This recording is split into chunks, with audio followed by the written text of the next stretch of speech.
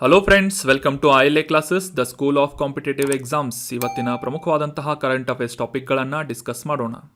ಇವತ್ತಿನ ಆರ್ಟಿಕಲನ್ನು ಡಿಸ್ಕಸ್ ಮಾಡೋದಕ್ಕಿಂತ ಮುಂಚೆ ಲಾಸ್ಟ್ ಸೆಷನ್ನಲ್ಲಿ ಕೇಳಲಾದಂತಹ ಪ್ರಶ್ನೆಯ ಸರಿಯಾದ ಉತ್ತರ ಏನು ಅಂತ ಮೊದಲಿಗೆ ತಿಳಿದುಕೊಳ್ಳೋಣ. ಮಾಯನ್ ನಾಗರಿಕತೆ ಬೆಳವಣಿಗೆಯನ್ನು ಹೊಂದಿದಂತಹ ಪ್ರದೇಶ ಯಾವುದು ಅಂತ 4 ಆಪ್ಷನ್ಗಳನ್ನು ನೀಡಲಾಗಿತ್ತು. ಸರಿಯಾದ ಉತ್ತರ ಏನು ಅಂತಂದರೆ ಆಪ್ಷನ್ 4, ಮೆಕ್ಸಿಕೋದ ಕಣಿವೆ ಅನ್ನುವುದು. ಈ 4 ಆಪ್ಷನ್ಗಳಲ್ಲಿ ಮೆಕ್ಸಿಕೋದ ಕಣಿವೆ ಅನ್ನುವುದು ಕರೆಕ್ಟ್ ಆದಂಥ ಆನ್ಸರ್ ಆಗಿದೆ. ಸೊ ಯಾವ ರೀತಿ ಅಂತ ತಿಳ್ಕೊಳ್ಳೋದಾದರೆ, ಈ ಮೆಸೋ ಅಮೆರಿಕಾ ಅನ್ನುವ ಭಾಗ, ಉತ್ತರ ಅಮೆರಿಕಾ ಖಂಡದ ದಕ್ಷಿಣ ಭಾಗದಲ್ಲಿರುವಂತಹ ಈ ಮೆಕ್ಸಿಕೋ ಕಣಿವೆ ಮತ್ತು ಈ ಸೆಂಟ್ರಲ್ ಅಮೇರಿಕನ್ ಸ್ಟೇಟ್ಸ್ಗಳು ಅಥವಾ ರಾಷ್ಟ್ರಗಳು, ಮಧ್ಯ ಅಮೆರಿಕಾ ರಾಷ್ಟ್ರಗಳು, ಅದರಲ್ಲಿ ಮುಖ್ಯವಾಗಿ ಬೆಲೀಸ್, ಗ್ವಾಟೆಮಾಲಾ, ಹೊಂಡುರಸ್, ಎಲ್ ಸೆಲ್ವಾಡೋರ್ ಅಂತ ಈ ರಾಷ್ಟ್ರಗಳನ್ನು ಒಳಗೊಂಡಂತೆ ಈ ಒಂದು ಪ್ರದೇಶದಲ್ಲಿ ಮೆಸೋ ಅಮೆರಿಕಾ ಅಥವಾ ಯುಕಾಟನ್ ಪೆನಿನ್ಸುಲಾ ಅಂತ ಇದನ್ನು ಕರೆಯಲಾಗುತ್ತೆ. ಈ ಒಂದು ಪ್ರದೇಶದಲ್ಲಿ ಮಾಯನ್ ನಾಗರಿಕತೆ ಅಭಿವೃದ್ಧಿಯನ್ನು ಹೊಂದಿತ್ತು. So that was about detailed information of Mayan ನಾಗರಿಕತೆ.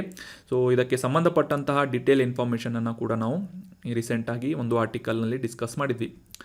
ಸೊ ಮೆಕ್ಸಿಕನ್ ವ್ಯಾಲಿ ಅಂತ ಆನ್ಸರ್ ಮಾಡಿದಂತಹ ಸ್ಟೂಡೆಂಟ್ಸ್ಗಳು ಮತ್ತು ಕಮೆಂಟ್ ಮಾಡಿದಂಥ ಎಲ್ಲ ಸ್ಟೂಡೆಂಟ್ಸ್ಗಳಿಗೆ ಕಾಂಗ್ರ್ಯಾಚುಲೇಷನ್ಸ್. ಇದೇ ರೀತಿ ಡಿಸ್ಕಷನ್ನಲ್ಲಿ ಭಾಗವಹಿಸ್ತಾ ಇರಿ. ನಿಮ್ಮ ಕಮೆಂಟ್ಸ್ಗಳನ್ನು, ನಿಮ್ಮ ಯಾವುದೇ ಸಜೆಷನ್ಗಳನ್ನು ಕಮೆಂಟ್ ಬಾಕ್ಸ್ನಲ್ಲಿ ಕಮೆಂಟ್ ಮಾಡ್ತಾ ಇರಿ ಅಂತ ಹೇಳ್ತಾ ಇವತ್ತಿನ ಪ್ರಶ್ನೆ ಏನು ಅಂತ ನೋಡೋಣ. ಆನ್ಸರ್ ಮಾಡೋದಕ್ಕೆ ಪ್ರಯತ್ನ ಪಡಿ. ಇನ್ವೆಸ್ಟ್ಮೆಂಟ್ಗಳಿಗೆ ಸಂಬಂಧಪಟ್ಟಂತೆ SIP ಇದರ ಪೂರ್ಣ ರೂಪ, ವಿಸ್ತೃತ ರೂಪ ಯಾವುದು ಅಂತ ಪ್ರಶ್ನೆ ಇದೆ. SIP ಅಂದರೆ ಏನು ಅಂತ ಫುಲ್ ಫಾರ್ಮನ್ನು ಹೇಳಬೇಕಾಗಿದೆ. ಆಪ್ಷನ್ಗಳಲ್ಲಿ service involved initiative, option 2 special interest provision, option 3 selected inter bank pricing ಅಥವಾ ಆಪ್ಷನ್ 4 ಸಿಸ್ಟಮ್ಯಾಟಿಕ್ ಇನ್ವೆಸ್ಟ್ಮೆಂಟ್ ಪ್ಲಾನಿಂಗ್ ಅಂತ ಇದೆ. ಈ 4 ಆಪ್ಷನ್ಗಳಲ್ಲಿ ಇನ್ವೆಸ್ಟ್ಮೆಂಟ್ಗೆ ಸಂಬಂಧಪಟ್ಟಂತೆ ಅಥವಾ ಹೂಡಿಕೆಗಳಿಗೆ ಸಂಬಂಧಪಟ್ಟಂತೆ SIP ಅಂದರೆ ಏನು ಅಂತ ಕಮೆಂಟ್ ಬಾಕ್ಸ್ನಲ್ಲಿ ಕಮೆಂಟ್ ಮಾಡಿ ಮತ್ತು ನೆಕ್ಸ್ಟ್ ಸೆಷನ್ನಲ್ಲಿ ಇದಕ್ಕೆ ಸಂಬಂಧಪಟ್ಟಂತಹ ಮಾಹಿತಿ ಮತ್ತು ಇದರ ಡೀಟೇಲ್ ಇನ್ಫಾರ್ಮೇಷನ್ ಆನ್ಸರನ್ನು ತಿಳಿದುಕೊಳ್ಳೋಣ. ಇನ್ನು ಇವತ್ತಿನ ಆರ್ಟಿಕಲ್ಗೆ ಸಂಬಂಧಪಟ್ಟಂತಹ ಮೊದಲ ಪ್ರಶ್ನೆ ಏನು ಅಂತ ತಿಳ್ಕೊಳ್ಳೋದಾದರೆ, ಪ್ರತಿ ವರ್ಷ 5ನೇ ಜೂನ್ನಂದು ವಿಶ್ವ ಪರಿಸರ ದಿನಾಚರಣೆಯನ್ನು ಆಚರಿಸಲಾಗುತ್ತೆ ಅಂತ ನಮಗೆಲ್ಲ ಗೊತ್ತಿದೆ. ಸೊ 2023ರ ಈ ವಿಶ್ವ ಪರಿಸರ ದಿನ ಅಥವಾ ವರ್ಲ್ಡ್ ಎನ್ವೈರ್ಮೆಂಟ್ ಡೇ, ಇದರ ಥೀಮ್ ಏನಾಗಿದೆ, ಯಾವ ಥೀಮನ್ನು ಡಿಸೈಡ್ ಮಾಡಲಾಗಿದೆ ಅಂತ ಪ್ರಶ್ನೆ ಇದ್ದು, ಆಪ್ಷನ್ಗಳಲ್ಲಿ ಸೇವ್ ಸಾಯಿಲ್, ಸೇವ್ ಹ್ಯುಮನಿಟಿ ಅಂತ ಇದೆ. Option 2 earth is the only planet ಅಂತ ಇದೆ. ಆಪ್ಷನ್ 3 ಎಲಿಮಿನೇಟ್ ಕಾರ್ಬನ್ ಅಂತ ಇದ್ದು, ಆಪ್ಷನ್ 4 ಬೀಟ್ ಪ್ಲಾಸ್ಟಿಕ್ ಪೊಲ್ಯೂಷನ್ ಅಂತ ಇದೆ.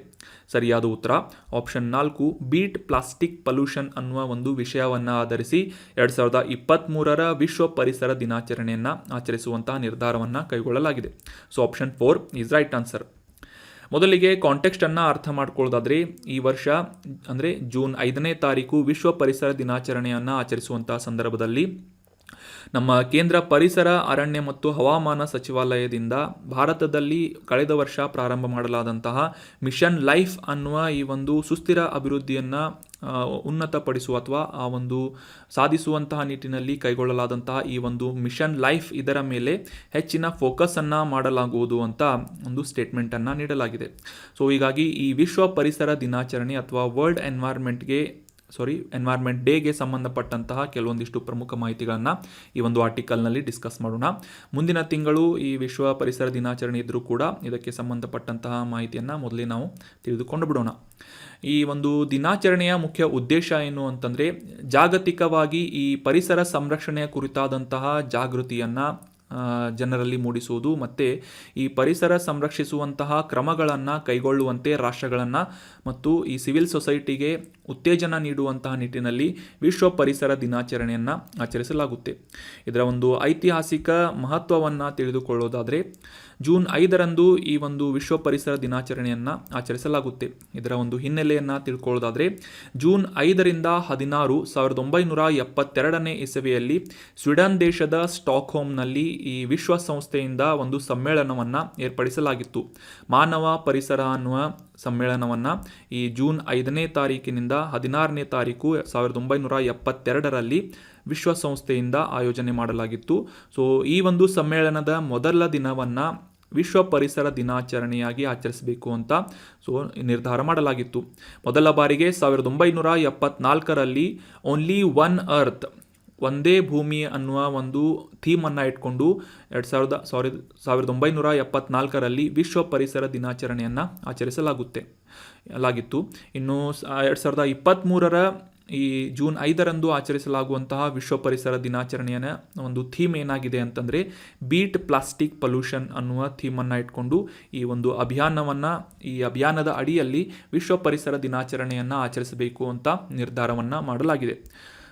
ಇನ್ನು ಭಾರತದ ಈ ಕೇಂದ್ರ ಪರಿಸರ ಅರಣ್ಯ ಮತ್ತು ಹವಾಮಾನ ಬದಲಾವಣೆ ಸಚಿವಾಲಯದಿಂದ ಈ ಮಿಷನ್ ಲೈಫ್ ಕುರಿತಾದಂತಹ ಜಾಗೃತಿಯನ್ನು ಮೂಡಿಸುವಂಥ ನಿಟ್ಟಿನಲ್ಲಿ ಈ ವಿಶ್ವ ಪರಿಸರ ದಿನಾಚರಣೆಯ ದಿನದಂದು ಫೋಕಸ್ ಮಾಡಲಾಗುವುದು ಅಂತ ಈ ಒಂದು ಸ್ಟೇಟ್ಮೆಂಟನ್ನು ನೀಡಲಾಗಿದ್ದರಿಂದ 2022 ಜೂನ್ 5ರಂದು ಪ್ರಾರಂಭವಾದಂತಹ ಈ ಮಿಷನ್ ಲೈಫ್ ಕುರಿತಾದಂತಹ ಮಾಹಿತಿಗಳನ್ನು ತಿಳಿದುಕೊಳ್ಳೋಣ. ಆಗಲೇ ತಿಳಿಸಿದ ಹಾಗೆ ಕಳೆದ ವರ್ಷ ಜೂನ್ 5ರಂದು ಅಂದರೆ ವಿಶ್ವ ಪರಿಸರ ದಿನಾಚರಣೆಯಂದು ಪ್ರಾರಂಭ ಮಾಡಲಾದಂತಹ ಮಿಷನ್ ಲೈಫ್ ಮುಖ್ಯವಾಗಿ ಈ ಹವಾಮಾನ ಬದಲಾವಣೆಗಳನ್ನು ಎದುರಿಸುವುದು ಮತ್ತು ಈ ವಿಶ್ವಸಂಸ್ಥೆಯಿಂದ ನಿರ್ಧಾರ ಮಾಡಲಾದಂತಹ ಸುಸ್ಥಿರ ಅಭಿವೃದ್ಧಿ ಗುರಿಗಳನ್ನು ಸಾಧಿಸುವಂತಹ ನಿಟ್ಟಿನಲ್ಲಿ ಜಾಗತಿಕವಾಗಿ ಮತ್ತು ನಮ್ಮ ಸ್ಥಳೀಯವಾಗಿ ಸುಸ್ಥಿರ ಜೀವನವನ್ನು ಉತ್ತೇಜಿಸುವಂತಹ ಅಥವಾ ಪ್ರೋತ್ಸಾಹಿಸುವಂತಹ ನಿಟ್ಟಿನಲ್ಲಿ ಈ ಮಿಷನ್ ಲೈಫ್ ಅನ್ನುವ LIFE ಅನ್ನುವ ಒಂದು ಮಿಷನ್ನನ್ನು ಪ್ರಾರಂಭ ಮಾಡಲಾಗಿತ್ತು. ಸೊ ಮುಖ್ಯವಾಗಿ ಈ ವಿಶ್ವ ಪರಿಸರ ದಿನಾಚರಣೆ 2023ರಂದು ಈ ಒಂದು ಮಿಷನ್ ಲೈಫ್ ಮೇಲೆ ಹೆಚ್ಚಿನ ಒಂದು ಫೋಕಸನ್ನು ಮಾಡುವಂತಹ ಗ್ಲೋಬಲ್ ಮೂಮೆಂಟ್ ಆಗಿ ಇದನ್ನು ಕನ್ವರ್ಟ್ ಮಾಡುವಂತಹ ನಿರ್ಧಾರವನ್ನು ನಮ್ಮ ಕೇಂದ್ರ ಸಚಿವಾಲಯದಿಂದ ಕೈಗೊಳ್ಳಲಾಗಿದೆ. So that was about mission life and world environment day. ಇನ್ನು ಮುಂದಿನ ಆರ್ಟಿಕಲ್ ಪಾಲಿಟಿಗೆ ಸಂಬಂಧಪಟ್ಟಂತಹ ಪ್ರಶ್ನೆಯಾಗಿದ್ದು, ಭಾರತೀಯ ಸಂವಿಧಾನದ ಈ ಕೆಳಗಿನ ಯಾವ ಆರ್ಟಿಕಲ್ನಲ್ಲಿ ಬಾಹ್ಯ ಆಕ್ರಮಣಗಳು ಮತ್ತು ಆಂತರಿಕ ಅಡಚಣೆಗಳಿಂದ ರಾಜ್ಯಗಳನ್ನು ಸಂರಕ್ಷಿಸುವಂತಹ ಒಂದು ಕರ್ತವ್ಯ ಭಾರತೀಯ ಒಕ್ಕೂಟದ್ದಾಗಿದೆ ಅಂತ ಆರ್ಟಿಕಲ್ ಯಾವುದು ಅಂತ ಗುರುತಿಸಬೇಕಾಗಿದೆ. Option 1 article 355, option 2 article 356, option 3 article 359 ಮತ್ತು ಆಪ್ಷನ್ 4 ಆರ್ಟಿಕಲ್ 360 ಅಂತ ಇದೆ. ಸೊ ಸರಿಯಾದ ಉತ್ತರ ಏನು ಅಂತ ತಿಳ್ಕೊಳ್ಳೋದಾದರೆ ಆಪ್ಷನ್ 1 ಭಾರತದ ಸಂವಿಧಾನದ ಆರ್ಟಿಕಲ್ 355ರಲ್ಲಿ ಈ ಭಾರತೀಯ ಒಕ್ಕೂಟದ ಕರ್ತವ್ಯದ ಕುರಿತಾದಂಥ, ಅದರಲ್ಲೂ ಮುಖ್ಯವಾಗಿ ಯಾವುದೇ ರಾಜ್ಯಗಳಲ್ಲಿ ಬಾಹ್ಯ ಆಕ್ರಮಣ, ಎಕ್ಸ್ಟರ್ನಲ್ ಅಗ್ರೆಷನ್ ಆಗಿರ್ಬೋದು, ಇಂಟರ್ನಲ್ ಡಿಸ್ಟರ್ಬೆನ್ಸ್ ಆಗಿರ್ಬೋದು, ಇವುಗಳಿಂದ ರಾಜ್ಯಗಳನ್ನು ರಕ್ಷಿಸುವಂತಹ ನಿಟ್ಟಿನಲ್ಲಿ ಕ್ರಮಗಳನ್ನು ಕೈಗೊಳ್ಳುವಂತೆ ಆರ್ಟಿಕಲ್ 355ರಲ್ಲಿ ಮೆನ್ಷನ್ ಮಾಡಲಾಗಿದೆ. ಉಳಿದಂತೆ ಈ ಆಪ್ಷನ್ 2, 3, 4 ಅಂದರೆ ಆರ್ಟಿಕಲ್ 356, 359, 360 ಏನು ಅಂತ ತಿಳ್ಕೊಳ್ಳೋದಾದರೆ ಈ ತುರ್ತು ಪರಿಸ್ಥಿತಿಗಳಿಗೆ ಸಂಬಂಧಪಟ್ಟಂತೆ ಈ ಆರ್ಟಿಕಲ್ಗಳು ಬಿಲಾಂಗಿಂಗ್ ಆಗ್ತಾ ಇದ್ದು, ಆರ್ಟಿಕಲ್ 356ರಲ್ಲಿ ಈ ರಾಷ್ಟ್ರಪತಿ ಆಡಳಿತದ ಕುರಿತಾದಂತಹ ಮಾಹಿತಿ, ಆರ್ಟಿಕಲ್ 359ರಲ್ಲಿ ಈ ಎಮರ್ಜೆನ್ಸಿ ಪರಿಸ್ಥಿತಿಯಲ್ಲಿ ಅಥವಾ ತುರ್ತು ಪರಿಸ್ಥಿತಿಗಳಲ್ಲಿ ಭಾರತದ ನಾಗರಿಕರ ಈ ಮೂಲಭೂತ ಹಕ್ಕುಗಳ ಒಂದು ಸಸ್ಪೆನ್ಷನ್ಗೆ ಸಂಬಂಧಪಟ್ಟಂತಹ ಮಾಹಿತಿ ಮತ್ತು ಆಪ್ಷನ್ 4ರಲ್ಲಿರುವಂತಹ ಆರ್ಟಿಕಲ್ 360 ಈ ಫೈನಾನ್ಷಿಯಲ್ ಎಮರ್ಜೆನ್ಸಿ ಅಥವಾ ಹಣಕಾಸಿನ ತುರ್ತು ಪರಿಸ್ಥಿತಿಗೆ ಸಂಬಂಧಪಟ್ಟಂತಹ ಮಾಹಿತಿಗಳನ್ನು ಮೆನ್ಷನ್ ಮಾಡಲಾಗಿದೆ. ಸೊ ಎಲ್ಲ ಆರ್ಟಿಕಲ್ಗಳನ್ನು ಕೂಡ ನಾವು ಅಂಡರ್ಸ್ಟ್ಯಾಂಡ್ ಮಾಡ್ಕೊಂಡ್ವಿ. ಇನ್ನು ಮುಖ್ಯವಾಗಿ ರೀಸೆಂಟಾಗಿ ಮಣಿಪುರದಲ್ಲಿ ನಡೆದಂತಹ ಗಲಭೆಯ ಕಾರಣದಿಂದಾಗಿ ಆ ಒಂದು ಪ್ರದೇಶದಲ್ಲಿ ಅಥವಾ ಮಣಿಪುರದಲ್ಲಿ ರಾಜ್ಯ ಭದ್ರತೆಯ ಒಂದು ಜವಾಬ್ದಾರಿಯನ್ನು ಇಟ್ಕೊಂಡು ಕೇಂದ್ರ ಸರ್ಕಾರದಿಂದ 355ನೇ ಆರ್ಟಿಕಲನ್ನು ಘೋಷಣೆ ಮಾಡಲಾಗಿದೆ. ಸೊ ಹೀಗಾಗಿ ಆರ್ಟಿಕಲ್ 355 ನ್ಯೂಸ್ನಲ್ಲಿರುವುದರಿಂದ ನಮಗೆ ಈ ಒಂದು article examination point of view important ಆಗುತ್ತೆ. ಸೊ ಕರೆಂಟ್ ಅಫೇರ್ಸ್ನಲ್ಲಿರುವಂಥ ಆರ್ಟಿಕಲ್ಗಳಿಗೆ ಸಂಬಂಧಪಟ್ಟಂತಹ ಪ್ರಶ್ನೆಗಳನ್ನು ಕೇಳುವುದು ಎಕ್ಸಾಮ್ಗಳಲ್ಲಿ ಒಂದು ಪ್ರಾಕ್ಟೀಸ್ ಆಗಿರುತ್ತೆ. ಸೊ ಹೀಗಾಗಿ ಆರ್ಟಿಕಲ್ 350 ಕುರಿತಾದಂತಹ ಮಾಹಿತಿಯನ್ನು ತಿಳ್ಕೊಳ್ಳೋದಾದರೆ, ಭಾರತೀಯ ಸಂವಿಧಾನದ 18ನೇ ಭಾಗದಲ್ಲಿ ಆರ್ಟಿಕಲ್ 352ರಿಂದ 360ರವರೆಗೆ ಈ ತುರ್ತು ಪರಿಸ್ಥಿತಿಗಳಿಗೆ ಸಂಬಂಧಪಟ್ಟಂತಹ ನಿಬಂಧನೆಗಳ ಒಂದು ಮೆನ್ಷನ್ನನ್ನು ಮಾಡಲಾಗಿದೆ. ಸೊ ಹೀಗಾಗಿ 355ನೇ ಆರ್ಟಿಕಲ್ ಕುರಿತಾದಂತಹ ಮಾಹಿತಿಯನ್ನು ಈ ಒಂದು ಆರ್ಟಿಕಲ್ನಲ್ಲಿ ನಾವು ಡೀಟೇಲ್ ಆಗಿ ಅಂಡರ್ಸ್ಟ್ಯಾಂಡ್ ಮಾಡ್ಕೋಣ. ಮುಖ್ಯವಾಗಿ ಪ್ರಶ್ನೆಯಲ್ಲೇ ಡಿಸ್ಕಸ್ ಮಾಡಿದ ಹಾಗೆ ಈ ಆಂತರಿಕ ಅಥವಾ ಬಾಹ್ಯ ಎಕ್ಸ್ಟರ್ನಲ್ ಅಗ್ರೆಷನ್ಗೆ ಸಂಬಂಧಪಟ್ಟಂತೆ ಯಾವುದೇ ರೀತಿಯಾದಂತಹ ಬೆದರಿಕೆಗಳು ಆ ಒಂದು ರಾಜ್ಯದಲ್ಲಿ ಉದ್ಭವವಾದಂತಹ ಸಂದರ್ಭದಲ್ಲಿ ಕೇಂದ್ರ ಸರ್ಕಾರದಿಂದ ಒಂದು ಆರ್ಟಿಕಲ್ 350 ಜಾರಿಗೊಳಿಸುವಂತಹ ಒಂದು ಪ್ರಾವಧಾನ ನಮ್ಮ ಭಾರತೀಯ ಸಂವಿಧಾನದಲ್ಲಿ ಮೆನ್ಷನ್ ಮಾಡಲಾಗಿದೆ. ಸೊ ಹೀಗಾಗಿ ಈ ಕೇಂದ್ರಕ್ಕೆ ಈ ರೀತಿಯಾದಂತಹ ಒಂದು ಅಧಿಕಾರವನ್ನು ನೀಡಲಾಗಿದ್ದು, ತ್ವರಿತವಾದಂತಹ ಮತ್ತು ನಿರ್ಣಾಯಕವಾದಂತಹ ಕಾರ್ಯನಿರ್ವಹಣೆಯನ್ನು ಮಾಡುವಂತಹ ನಿಟ್ಟಿನಲ್ಲಿ ಮತ್ತು ಆ ಒಂದು ಪ್ರದೇಶದಲ್ಲಿ ಶಾಂತಿ ಭದ್ರತೆಯನ್ನು ಕಾಪಾಡುವ ಮಾಡುವಂತಹ ನಿಟ್ಟಿನಲ್ಲಿ ಈ ಆರ್ಟಿಕಲ್ 355 ಘೋಷಣೆ ಮಾಡುವಂತಹ ಅಧಿಕಾರ ನಮ್ಮ ಕೇಂದ್ರ ಸರ್ಕಾರಕ್ಕೆ ಸಂವಿಧಾನದಿಂದ ನೀಡಲಾಗಿದೆ. ಸೊ ಈ 355ನೇ ಆರ್ಟಿಕಲ್ಗೆ ಸಂಬಂಧಪಟ್ಟಂತಹ ಎಕ್ಸಾಕ್ಟ್ ಆದಂತಹ ಡೆಫಿನಿಷನನ್ನು ಅಂಡರ್ಸ್ಟ್ಯಾಂಡ್ ಮಾಡ್ಕೊಳ್ಳೋದಾದರೆ ಆಲ್ರೆಡಿ ನಮ್ಮ ಕ್ವಶನ್ನಲ್ಲೇ ಡಿಸ್ಕಸ್ ಮಾಡಿದ ಹಾಗೆ ಭಾರತದ ಸಂವಿಧಾನದಲ್ಲಿ ಈ ಯಾವುದೇ ರಾಜ್ಯದಲ್ಲಿ ಈ ಬಾಹ್ಯ ಆಕ್ರಮಣಗಳು ಅಥವಾ ಆಂತರಿಕ ಅಡಚಣೆಗಳು ಉಂಟಾದಂತಹ ಸಂದರ್ಭದಲ್ಲಿ ಈ ಭಾರತೀಯ ಒಕ್ಕೂಟಕ್ಕೆ ಅಥವಾ ಯೂನಿಯನ್ ಆಫ್ ಇಂಡಿಯಾಗೆ ಆ ಒಂದು ಪ್ರದೇಶವನ್ನು ಸಂರಕ್ಷಿಸುವಂತಹ ನಿಟ್ಟಿನಲ್ಲಿ ಕ್ರಮವನ್ನು ಕೈಗೊಳ್ಳುವಂತಹ ಕರ್ತವ್ಯವನ್ನು ಒದಗಿಸಲಾಗಿದೆ ಅಂತ ಒಂದು ಡೆಫಿನೇಷನನ್ನು ಮೆನ್ಷನ್ ಮಾಡಲಾಗಿದೆ. So that was about detailed information of article 350. ತುರ್ತು ಪರಿಸ್ಥಿತಿಗೆ ಸಂಬಂಧಪಟ್ಟಂತಹ ಮಾಹಿತಿಯಾಗಿದೆ ಇದು. ಆರ್ಟಿಕಲ್ 352ರಿಂದ 360ರವರೆಗೆ ನಮ್ಮ ಭಾರತೀಯ ಸಂವಿಧಾನದಲ್ಲಿ ಈ ತುರ್ತು ಪರಿಸ್ಥಿತಿಗಳಿಗೆ ಸಂಬಂಧಪಟ್ಟಂತಹ ಮಾಹಿತಿಗಳನ್ನು ಮೆನ್ಷನ್ ಮಾಡಲಾಗಿದೆ.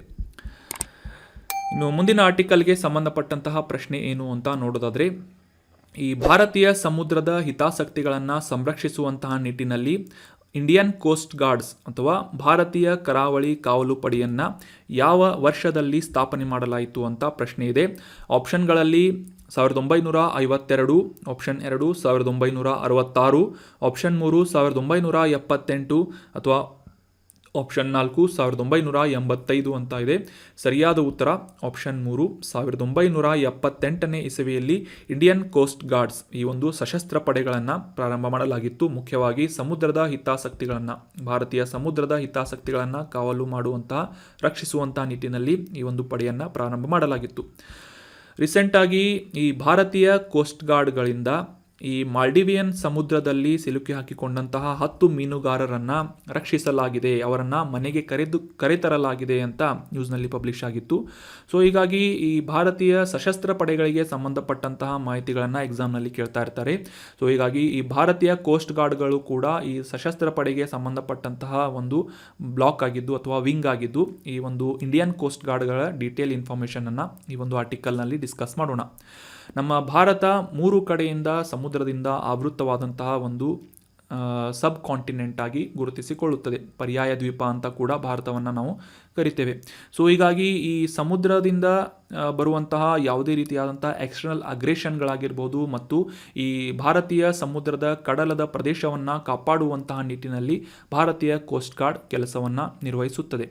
ಈ ಭಾರತೀಯ ಕಡಲ ಹಿತಾಸಕ್ತಿಗಳನ್ನು ಸಂರಕ್ಷಿಸುವುದು ಮತ್ತು ಈ ಮರೀನ್ ಲಾಸ್ ಅಥವಾ ಸಮುದ್ರದ ಕಾನೂನುಗಳನ್ನು ಜಾರಿಗೊಳಿಸುವಂತಹ ನಿಟ್ಟಿನಲ್ಲಿ ಕೆಲಸ ಮಾಡುವಂತಹ ಸಂಸ್ಥೆ ಭಾರತೀಯ ಕೋಸ್ಟ್ ಗಾರ್ಡ್ ಆಗಿ ಗುರುತಿಸಿಕೊಳ್ಳುತ್ತೆ. ಮುಖ್ಯವಾಗಿ ಭಾರತದ ಈ ಕಡಲ ಬಾರ್ಡರ್ಗಳಾಗಿರ್ಬೋದು, ಒಂದು ಬಾರ್ಡರ್ ಏರಿಯಾಗಳಾಗಿರ್ಬೋದು ಮತ್ತು ಎಕ್ಸ್ಕ್ಲೂಸಿವ್ ಎಕನಾಮಿಕ್ ಝೋನ್ ಅಂತಂದರೆ ಈ ಸಮುದ್ರದ ಮೂಲಕ ಬೇರೆ ದೇಶದೊಂದಿಗೆ ವಹಿವಾಟನ್ನು ಮಾಡುವಂತಹ ನಿಟ್ಟಿನಲ್ಲಿ ಭಾರತದ ಒಂದು ಎಕ್ಸ್ಕ್ಲೂಸಿವ್ ಎಕನಾಮಿಕ್ ಝೋನ್ ಏನಿರುತ್ತೆ ಅದು ನಿರ್ದಿಷ್ಟವಾಗಿ ಭಾರತದ ಒಂದು ಪರಿಸರಕ್ಕೆ ಮತ್ತು ಆ ಒಂದು ವ್ಯವಹಾರಗಳು ಆ ಒಂದು ಪ್ರದೇಶದಲ್ಲಿ ಪ್ರೊಟೆಕ್ಟ್ ಆಗುವಂತೆ ನೋಡಿಕೊಳ್ಳುವಂತಹ ಒಂದು ಸಂಸ್ಥೆ ಭಾರತೀಯ ಕೋಸ್ಟ್ ಗಾರ್ಡ್ ಆಗಿ ಗುರುತಿಸಿಕೊಳ್ಳುತ್ತೆ. ಈ ರೀತಿಯಾದಂತಹ ಒಂದು ಜ್ಯೂರಿಸ್ಡಿಕ್ಷನನ್ನು ಇಂಡಿಯನ್ ಕೋಸ್ಟ್ ಗಾರ್ಡ್ಗಳು ಹೊಂದಿವೆ. 1978ರ ಕೋಸ್ಟ್ ಗಾರ್ಡ್ ಆ್ಯಕ್ಟ್ ಈ ಒಂದು ಕಾಯ್ದೆಯ ಅಡಿಯಲ್ಲಿ ಈ ಒಂದು ಭಾರತೀಯ ಸ್ವತಂತ್ರವಾದಂತಹ ಒಂದು ಸಶಸ್ತ್ರ ಪಡೆ ಭಾರತೀಯ ಕೋಸ್ಟ್ ಗಾರ್ಡ್ಗಳನ್ನು ಪ್ರಾರಂಭ ಮಾಡಲಾಗಿತ್ತು. ರಕ್ಷಣಾ ಸಚಿವಾಲಯದ ಅಡಿಯಲ್ಲಿ ಕೆಲಸ ಮಾಡುವಂತಹ ಈ ಭಾರತೀಯ ಕೋಸ್ಟ್ ಗಾರ್ಡ್ನ ಒಂದು ಆಡಳಿತವನ್ನು ನೋಡಿಕೊಳ್ಳುವಂತಹ ಮುಖ್ಯಸ್ಥರು ಯಾರು ಅಂತಂದರೆ director general Indian coast guards ಅಂತ. ಸೊ ಈ ರೀತಿಯಾದಂತಹ ಅಧಿಕಾರಿಯನ್ನು ಭಾರತೀಯ ಕೋಸ್ಟ್ ಗಾರ್ಡ್ನ ಮುಖ್ಯಸ್ಥರನ್ನಾಗಿ ನಿಯೋಜನೆ ಮಾಡಲಾಗಿರುತ್ತೆ. ಇನ್ನು ಈ ಭಾರತೀಯ ಕೋಸ್ಟ್ ಗಾರ್ಡ್ನ ಹೆಡ್ ಕ್ವಾರ್ಟರ್ ಎಲ್ಲಿದೆ ಅಂತಂದರೆ ನಮ್ಮ ದೇಶದ ರಾಜಧಾನಿಯಾದಂತಹ ನವದೆಹಲಿಯಲ್ಲಿ ಲೊಕೇಟ್ ಆಗಿದೆ. ಇನ್ನು ಮುಂದಿನ ಆರ್ಟಿಕಲ್ಗೆ ಸಂಬಂಧಪಟ್ಟಂತಹ ಪ್ರಶ್ನೆ ಏನು ಅಂತ ನೋಡೋದಾದರೆ, ಕರ್ನಾಟಕದ ಈ ಕೆಳಗಿನ ಯಾವ ಜಿಲ್ಲೆಯಲ್ಲಿ ಕಾಳಿ ಹುಲಿ ಸಂರಕ್ಷಿತ ಪ್ರದೇಶ ಅಥವಾ ಕಾಳಿ ಟೈಗರ್ ರಿಸರ್ವ್ ಲೊಕೇಟ್ ಆಗಿದೆ ಅಂತ ಪ್ರಶ್ನೆ ಇದೆ. ಆಪ್ಷನ್ಗಳಲ್ಲಿ ಬೆಳಗಾವಿ, ಉತ್ತರ ಕನ್ನಡ, ಶಿವಮೊಗ್ಗ ಅಥವಾ ಮೈಸೂರು ಜಿಲ್ಲೆ ಅಂತ ನೀಡಲಾಗಿದ್ದು ಸರಿಯಾದ ಉತ್ತರ ಆಪ್ಷನ್ 2 ಉತ್ತರ ಕನ್ನಡ ಜಿಲ್ಲೆಯಲ್ಲಿ ಈ ಕಾಳಿ ಹುಲಿ ಸಂರಕ್ಷಿತ ಪ್ರದೇಶ ಲೊಕೇಟ್ ಆಗಿದೆ. Option 2 Uttara Kannada is right answer. ಕಾಂಟೆಕ್ಸ್ಟನ್ನು ಮೊದಲಿಗೆ ಅರ್ಥ ಮಾಡ್ಕೊಳ್ಳೋದಾದರೆ, ಇತ್ತೀಚೆಗೆ ನಮ್ಮ ರಾಷ್ಟ್ರೀಯ ಹುಲಿ ಸಂರಕ್ಷಣಾ ಪ್ರಾಧಿಕಾರ ಅಥವಾ ನ್ಯಾಷನಲ್ ಟೈಗರ್ ಕನ್ಸರ್ವೇಷನ್ ಅಥಾರಿಟಿಯಿಂದ ಈ ಕಾಳಿ ಹುಲಿ ಸಂರಕ್ಷಿತ ಪ್ರದೇಶದಲ್ಲಿರುವಂತಹ ಕ್ಯಾಸಲ್ ರಾಕ್ ಅನ್ನುವ ಈ ವನ್ಯಜೀವಿ ಶ್ರೇಣಿಯಲ್ಲಿ ಅಕ್ರಮ ರೆಸಾರ್ಟ್ಗಳು ತಲೆ ಎತ್ತುತ್ತಿರುವಂತಹ ಸಂದರ್ಭದಲ್ಲಿ ಹೆಚ್ಚಾದಂತಹ ಒಂದು ಅಕ್ರಮ ರೆಸಾರ್ಟ್ಗಳು ಸ್ಥಾಪನೆಯಾಗ್ತಾ ಇದ್ದಂತಹ ಒಂದು ಬ್ಯಾಕ್ಗ್ರೌಂಡ್ನಲ್ಲಿ ಅದಕ್ಕೆ ಸಂಬಂಧಪಟ್ಟಂತಹ ಸ್ಟೇಟಸನ್ನು ನಮ್ಮ ಈ ಕರ್ನಾಟಕದ ಮುಖ್ಯ ವನ್ಯಜೀವಿ ವಾರ್ಡನ್ಗೆ, ಮುಖ್ಯವಾಗಿ ಈ ಕಾಳಿ ಟೈಗರ್ ರಿಸರ್ವ್ಗೆ ಸಂಬಂಧಪಟ್ಟಂತಹ ಮಾಹಿತಿಯನ್ನು ಪತ್ರ ಬರೆಯುವುದರ ಮೂಲಕ ಕೇಳಲಾಗಿದೆ ಮಾಹಿತಿಯನ್ನು ಅಂತ ಈ ಒಂದು ನ್ಯೂಸ್ ಪಬ್ಲಿಷ್ ಆಗಿತ್ತು. ಸೊ ಹೀಗಾಗಿ ಈ ಕಾಳಿ ಹುಲಿ ಸಂರಕ್ಷಿತ ಪ್ರದೇಶದಲ್ಲಿ ಅಕ್ರಮ ರೆಸಾರ್ಟ್ಗಳು ತಲೆ ಎತ್ತುತ್ತಿರುವಂತಹ ಒಂದು ನ್ಯೂಸನ್ನು ನಾವು ಓದಿರುವುದರಿಂದ ಈ ಕಾಳಿ ಹುಲಿ ಸಂರಕ್ಷಿತ ಪ್ರದೇಶ ಎಕ್ಸಾಮಿನೇಷನ್ ಪಾಯಿಂಟ್ ಆಫ್ ವ್ಯೂ ನಮಗೆ ಇದರ ಮಾಹಿತಿ ಇಂಪಾರ್ಟೆಂಟ್ ಆಗುತ್ತೆ. ಸೊ ಹೀಗಾಗಿ ಇದಕ್ಕೆ ಸಂಬಂಧಪಟ್ಟಂತಹ ಕೆಲವೊಂದಿಷ್ಟು ಪ್ರಮುಖ ಮಾಹಿತಿಗಳನ್ನು ನಾವು ತಿಳಿದುಕೊಳ್ಳೋದಾದರೆ, ಉತ್ತರ ಕನ್ನಡ ಜಿಲ್ಲೆಯಲ್ಲಿರುವಂತಹ ಈ ಕಾಳಿ ಹುಲಿ ಸಂರಕ್ಷಿತ ಪ್ರದೇಶ ದಾಂಡೇಲಿ ಅಂಶಿ ಈ ಹುಲಿ ಸಂರಕ್ಷಿತ ಪ್ರದೇಶದ ಒಂದು ಭಾಗವಾಗಿ ಗುರುತಿಸಿಕೊಳ್ಳುತ್ತೆ. ಈ ಒಂದು ಅಭಯಾರಣ್ಯವನ್ನು ಗುರುತಿಸಲಾಗುತ್ತದೆ. ಸೊ ಕಾಳಿ ಅಂತ ಹೆಸರು ಬರಲು ಮುಖ್ಯ ಕಾರಣ ಆಬ್ವಿಯಸ್ಲಿ ಇಲ್ಲಿ ಹರಿಯುವಂತಹ ಕಾಳಿ ನದಿಯ ಹೆಸರನ್ನು ಈ ಒಂದು ಹುಲಿ ಸಂರಕ್ಷಿತ ಪ್ರದೇಶಕ್ಕೆ ಇಡಲಾಗಿದೆ. ನಮ್ಮ ಪಶ್ಚಿಮ ಘಟ್ಟಗಳಲ್ಲಿ ಇರುವಂತಹ ಒಂದು ಪ್ರಮುಖವಾದಂತಹ ಹುಲಿ ಸಂರಕ್ಷಿತ ಪ್ರದೇಶ ಉತ್ತರ ಕನ್ನಡ ಜಿಲ್ಲೆಯಲ್ಲಿರುವಂತಹ ಕಾಳಿ ಹುಲಿ ಸಂರಕ್ಷಿತ ಪ್ರದೇಶ ಆಗಿದೆ. ದಾಂಡೇಲಿ ವನ್ಯಜೀವಿ ಅಭಯಾರಣ್ಯ ಮತ್ತು ಅಂಶಿ ರಾಷ್ಟ್ರೀಯ ಉದ್ಯಾನವನಕ್ಕೆ ಸಂಬಂಧಪಟ್ಟಂತೆ ಅದರ ಒಂದು ಭಾಗವಾಗಿ ಜೈವಿಕ ಸೂಕ್ಷ್ಮ ಪ್ರದೇಶವಾಗಿ ಈ ಕಾಳಿ ಹುಲಿ ಸಂರಕ್ಷಿತ ಪ್ರದೇಶ ಗುರುತಿಸಿಕೊಳ್ಳುತ್ತದೆ. ಇಲ್ಲಿ ಕಂಡುಬರುವಂತಹ ಪ್ರಮುಖವಾದಂತಹ ಸಸ್ಯವರ್ಗ ಯಾವುದು ಅಂತ ನೋಡೋದಾದರೆ, ಮಾಯ್ಸ್ಟ್ ಡೆಸಿಡಿಯಸ್ ಫಾರೆಸ್ಟ್ ಅಥವಾ ಈ ತೇವಾಂಶವುಳ್ಳಂತಹ ಎಲೆ ಉದುರುವ ಕಾಡುಗಳನ್ನು ಹೆಚ್ಚಾಗಿ ಹೊಂದಿದಂತಹ ಈ ಒಂದು ಕಾಳಿ ಹುಲಿ ಸಂರಕ್ಷಿತ ಪ್ರದೇಶ, ಅದನ್ನು ಹೊರತುಪಡಿಸಿ ಅರೆ ನಿತ್ಯ ಹರಿದ್ವರ್ಣದ ಕಾಡುಗಳು ಮತ್ತು ಕೆಲವೊಂದಿಷ್ಟು ಪ್ರದೇಶಗಳಲ್ಲಿ ನಿತ್ಯ ಹರಿದ್ವರ್ಣದ ಕಾಡುಗಳ ಮರಗಳನ್ನು ಈ ಕಾಳಿ ಹುಲಿ ಸಂರಕ್ಷಿತ ಪ್ರದೇಶದಲ್ಲಿ ನಾವು ಕಾಣಬಹುದಾಗಿದೆ. ಮತ್ತು ಇಲ್ಲಿ ಕಂಡುಬರುವಂತಹ ಪ್ರಮುಖ ಪ್ರಾಣಿಗಳನ್ನು ನೋಡೋದಾದರೆ, ಹುಲಿಗಳು, ಬ್ಲ್ಯಾಕ್ ಪ್ಯಾಂಥರ್ಗಳು, ಆನೆಗಳಿಗೆ ಹೆಸರುವಾಸಿಯಾದಂತಹ ಈ ಒಂದು ಹುಲಿ ಸಂರಕ್ಷಿತ ಪ್ರದೇಶ ಇತರ ಸಸ್ತನಿಗಳನ್ನು ಕೂಡ ಒಳಗೊಂಡಿದೆ. ಕಾಡೆಮ್ಮೆ, ಸ್ಲಾತ್ ಬೇರ್, ಭಾರತೀಯ ಕಾಡು ಹಂದಿ, ಬಾನೆಟ್ ಮೆಕಾಕ್, ಉತ್ತರ ಬಯಲು ಗ್ರೇ ಲ್ಯಾಂಗೂರುಗಳು, ಬೂದು ಬಣ್ಣದ ಈ ತೆಳ್ಳಗಿನ ಲೋರಿಸ್ಗಳು, ಹಲವಾರು ಜಿಂಕೆಯ ಪ್ರಭೇದಗಳು, ಫಾರ್ ಎಕ್ಸಾಂಪಲ್ ಈ ಬಾರ್ಕಿಂಗ್ ಡೀರ್ ಆಗಿರ್ಬೋದು, ರ್ಯಾಟ್ ಡೀರ್ ಆಗಿರ್ಬೋದು, ಸಾಂಬಾರ್ ಡೀರ್ ಆಗಿರ್ಬೋದು, ಮಚ್ಚೆಯುಳ್ಳಂತಹ ಜಿಂಕೆಗಳು, ಚೀತಾಲ್, ಅಕ್ಷ ಜಿಂಕೆ, ಈ ರೀತಿಯಾದಂತಹ ಸಾಕಷ್ಟು ಪ್ರಮುಖ ಸಸ್ತನಿಗಳನ್ನು, ವೈವಿಧ್ಯಮಯವಾದಂತಹ ಒಂದು ಪ್ರಾಣಿ ವರ್ಗವನ್ನು ಈ ಕಾಳಿ ಹುಲಿ ಸಂರಕ್ಷಿತ ಪ್ರದೇಶ ಒಳಗೊಂಡಿದೆ. ಸೊ ನೆನ್ಪಿಟ್ಕೊಳ್ಳಿ, ಈ ಕಾಳಿ ಹುಲಿ ಸಂರಕ್ಷಿತ ಪ್ರದೇಶ ದಾಂಡೇಲಿ ಅಂಶಿ ಈ ರಾಷ್ಟ್ರೀಯ ಉದ್ಯಾನವನದ ಒಂದು ಭಾಗವಾಗಿದ್ದು ಉತ್ತರ ಕನ್ನಡ ಜಿಲ್ಲೆಯಲ್ಲಿ ಲೊಕೇಟ್ ಆಗಿದೆ. ಇನ್ನು ಮುಂದಿನ ಆರ್ಟಿಕಲ್ ಏನು ಅಂತ ನೋಡೋದಾದರೆ, ಗ್ಯಾನಿ ಜೈಲ್ ಸಿಂಗ್ ಅವರ ಜನ್ಮ ವಾರ್ಷಿಕೋತ್ಸವವನ್ನು ಮೇ 5ರಂದು ಆಚರಿಸಲಾಯಿತು ಅಂತ, ಇವರಿಗೆ ಪುಷ್ಪ ನಮನವನ್ನು ನಮ್ಮ ಭಾರತದ ರಾಷ್ಟ್ರಪತಿಗಳಿಂದ ನೀಡಲಾಯಿತು ಅಂತ ನ್ಯೂಸ್ನಲ್ಲಿ ಪಬ್ಲಿಷ್ ಆಗಿತ್ತು. ಸೊ ಹೀಗಾಗಿ ಈ ಗ್ಯಾನಿ ಜೈಲ್ ಸಿಂಗ್ ಅವರು ಮತ್ತು ಇವರಿಗೆ ಸಂಬಂಧಪಟ್ಟಂತಹ ಕೆಲವೊಂದಿಷ್ಟು ಮಾಹಿತಿಗಳನ್ನು ಈ ಒಂದು ಆರ್ಟಿಕಲ್ನಲ್ಲಿ ಡಿಸ್ಕಸ್ ಮಾಡೋಣ. 1916 ಮೇ 5ರಂದು ಜನಿಸಿದಂತಹ ಜರ್ನೈಲ್ ಸಿಂಗ್ ಅವರು ನಂತರ ತಮ್ಮ ಹೆಸರನ್ನು ಬದಲಾಯಿಸಿಕೊಳ್ತಾರೆ. ಜೈಲ್ ಸಿಂಗ್ ಅಂತ ಇವರನ್ನು ಕರೆಯಲಾಗುತ್ತೆ. ಮುಖ್ಯವಾಗಿ ಈ ಸಿಖ್ ಧರ್ಮಕ್ಕೆ ಪವಿತ್ರವಾದಂತಹ ಒಂದು ಗ್ರಂಥವಾದಂತಹ ಗುರು ಗ್ರಂಥ ಸಾಹಿಬ್ ಇದರ ಒಂದು ಆಳವಾದಂತಹ ಅಧ್ಯಯನ ಮಾಡಿ ನಾಲೆಜನ್ನು ಹೊಂದಿದಂತಹ ಜೈಲ್ ಸಿಂಗ್ ಅವರಿಗೆ ಜ್ಞಾನಿ ಅಂತ ಕೂಡ ಕರೆಯಲಾಗುತ್ತೆ. ಸೊ ಇವರ ಹೆಸರಿನ ಮುಂದೆ ಜ್ಞಾನಿ ಅಂತ ಹೆಸರು ಬರಲು ಕಾರಣ ಏನು ಅಂತಂದರೆ, ಗುರು ಗ್ರಂಥ ಸಾಹಿಬ್ ಇದರ ಆಳವಾದಂತಹ ಒಂದು ಜ್ಞಾನ ಇದ್ದಿದ್ದರಿಂದ ಇವರಿಗೆ ಜ್ಞಾನಿ ಜೈಲ್ ಸಿಂಗ್ ಅಂತ ಗುರುತಿಸಲಾಗುತ್ತೆ. ಸ್ವತಂತ್ರ ಭಾರತದ 7ನೇ ರಾಷ್ಟ್ರಪತಿಯಾದಂತಹ ಜ್ಞಾನಿ ಜೈಲ್ ಸಿಂಗ್ ಅವರು ತಮ್ಮ ಒಂದು ವೃತ್ತಿ ಜೀವನದ ಬಗ್ಗೆ ಮೆಮೊರೀಸ್ ಆಫ್ ಜ್ಞಾನಿ jail Singh the 7th president of India ಅನ್ನುವ ಪುಸ್ತಕವನ್ನು, ತಮ್ಮ ಆತ್ಮಚರಿತ್ರೆಯನ್ನು ಬರೆದಿದ್ದಾರೆ. 1972ರಿಂದ 77ರವರೆಗೆ ಪಂಜಾಬಿನ ಮುಖ್ಯಮಂತ್ರಿಯಾಗಿ, ಕಾಂಗ್ರೆಸ್ ಪಕ್ಷದ ರಾಜಕಾರಣಿಯಾಗಿ ಮತ್ತು ಕೇಂದ್ರದ ಗೃಹ ಮಂತ್ರಿಯಾಗಿ ಸೇವೆಯನ್ನು ಸಲ್ಲಿಸಿದಂತಹ ಜ್ಞಾನಿ ಜೈಲ್ ಸಿಂಗ್ ಅವರು ಕೇಂದ್ರ ಕ್ಯಾಬಿನೆಟ್ನಲ್ಲಿ ಸಾಕಷ್ಟು ಇತರ ಸಚಿವ ಸ್ಥಾನಗಳನ್ನು ಕೂಡ ಅಲಂಕರಿಸಿದಂತಹ ಒಬ್ಬ ಪರ್ಸನಾಲಿಟಿ ಆಗಿದ್ದಾರೆ. ಇವರು ಭಾರತದ 7ನೇ ಪ್ರೆಸಿಡೆಂಟ್ ಆಗಿ ಅಥವಾ ಅಧ್ಯಕ್ಷರಾಗಿ, ರಾಷ್ಟ್ರಪತಿಗಳಾಗಿ ಸೇವೆಯನ್ನು ಸಲ್ಲಿಸ್ತಾರೆ ಅಂತ ತಿಳ್ಕೊಂಡ್ವಿ. 1982 ಜುಲೈ 25ರಿಂದ 25 ಜುಲೈ 1987ರವರೆಗೆ ಅಧ್ಯಕ್ಷೀಯ ಅವಧಿಯನ್ನು ಕಂಪ್ಲೀಟ್ ಮಾಡುತ್ತಾರೆ. ಇದೇ ಒಂದು ಅವಧಿಯಲ್ಲಿ ನೆಹರು ಅವರಿಂದ ಪ್ರಾರಂಭ ಮಾಡಲಾದಂತಹ ನಾನ್ ಅಲೈನ್ಡ್ ಮೂವ್ಮೆಂಟ್ ಅಥವಾ ಅಲಿಪ್ತ ಚಳುವಳಿಯ ಪ್ರಮುಖವಾದಂತಹ ಪ್ರಧಾನ ಕಾರ್ಯದರ್ಶಿಯಾಗಿ 1983ರಿಂದ 86ರವರೆಗೆ 3 ವರ್ಷಗಳ ಕಾಲ ಜ್ಞಾನಿ ಜೈಲ್ ಸಿಂಗ್ ಅವರು ಕೆಲಸವನ್ನು ಸೇವೆಯನ್ನು ಸಲ್ಲಿಸ್ತಾರೆ. ಸೊ ರೀಸೆಂಟಾಗಿ ಇವರ ಒಂದು ಜನ್ಮ ವಾರ್ಷಿಕೋತ್ಸವವನ್ನು ಆಚರಿಸಲಾಯಿತು ಅಂತ ಈ ಎಲ್ಲ ಇನ್ಫಾರ್ಮೇಷನ್ಗಳನ್ನು ನಾವು ಡೀಟೇಲ್ ಆಗಿ ಅಂಡರ್ಸ್ಟ್ಯಾಂಡ್ ಮಾಡ್ಕೊಂಡ್ವಿ. ಸೊ ಇವರು ಸ್ವತಂತ್ರ ಭಾರತದ 7ನೇ ರಾಷ್ಟ್ರಪತಿಗೆ ಆಗಿದ್ರು ಅಂತ ನೆನ್ಪಿಟ್ಕೊಳ್ಳಿ. ಜ್ಞಾನಿ ಅಂತ ಹೆಸರು ಬರಲು ಕಾರಣ ಏನು ಅಂತ ಕೂಡ ತಿಳ್ಕೊಂಡ್ವಿ.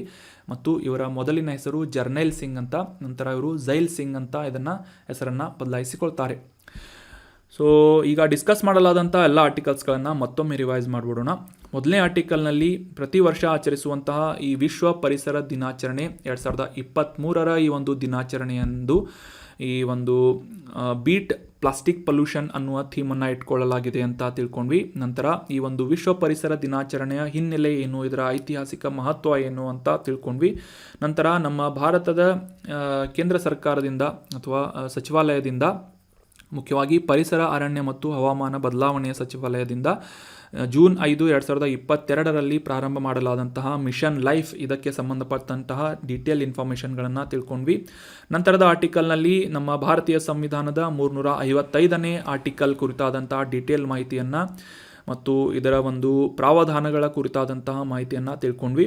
ನಂತರದ ಆರ್ಟಿಕಲ್ನಲ್ಲಿ ಭಾರತೀಯ ಕೋಸ್ಟ್ ಗಾರ್ಡ್ ಸಶಸ್ತ್ರ ಪಡೆಗಳಿಗೆ ಸಂಬಂಧಪಟ್ಟಂತಹ ಡೀಟೇಲ್ ಮಾಹಿತಿಗಳನ್ನು ಡಿಸ್ಕಸ್ ಮಾಡಿದ್ವಿ. ಅದಾದ ನಂತರ ಈ ಕಾಳಿ ಹುಲಿ ಸಂರಕ್ಷಿತ ಪ್ರದೇಶದ ಕುರಿತಾದಂತಹ ಡೀಟೇಲ್ ಮಾಹಿತಿಗಳನ್ನು ತಿಳ್ಕೊಂಡ್ವಿ. ನಂತರದ ಆರ್ಟಿಕಲ್ನಲ್ಲಿ ನಮ್ಮ ಭಾರತದ 7ನೇ ರಾಷ್ಟ್ರಪತಿಯಾದಂತಹ ಜ್ಞಾನಿ ಝೈಲ್ ಸಿಂಗ್ ಅವರ ಜೀವನದ ಕುರಿತಾದಂತಹ ಮಾಹಿತಿಗಳನ್ನು ಡಿಸ್ಕಸ್ ಮಾಡಿದ್ವಿ. So that was all about today's articles. ಈಗ ಡಿಸ್ಕಸ್ ಮಾಡಲಾದಂತಹ ಕಂಟೆಂಟನ್ನು ನಿಮ್ಮ ಎಲ್ಲ ಫ್ರೆಂಡ್ಸ್ಗಳ ಜೊತೆ ಶೇರ್ ಮಾಡಿ, ಟೆಲಿಗ್ರಾಮ್ ಚಾನಲನ್ನು ಸಬ್ಸ್ಕ್ರೈಬ್ ಮಾಡಿ. ಇದರಿಂದ ನಾವು ಅಪ್ಲೋಡ್ ಮಾಡುವಂತಹ ನೋಟ್ಸ್ಗಳನ್ನು ಫ್ರೀಯಾಗಿ ನೀವು ಡೌನ್ಲೋಡ್ ಮಾಡ್ಕೋಬೋದು. Thank you so much for joining the discussion. Have an awesome day.